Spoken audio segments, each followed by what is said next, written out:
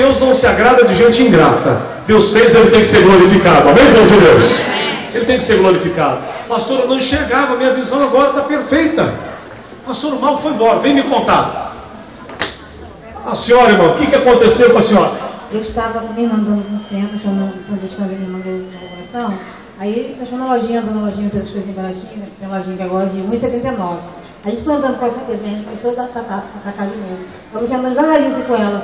Ela tem força, minha hérnia, mas vou recuperar essa hérnia. Que tamanho que era essa hérnia? Era um embigo. Mas qual o tamanho? Sumiu. Sim, mas que tamanho de quê? Pequeno. Caroço pequeno. Se ela apertasse, sentiu o caroço? Sentiu o caroço, tá? Doía, não isso não, ó. Não podia apertar assim? Não, nem andar. Andando devagarinho assim, no tempo. Por causa de dor? Dor. E agora a hérnia sumiu?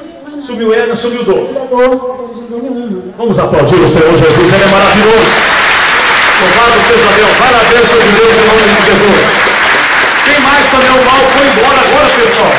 Faz o teste, veja o que Deus fez com você nesse momento.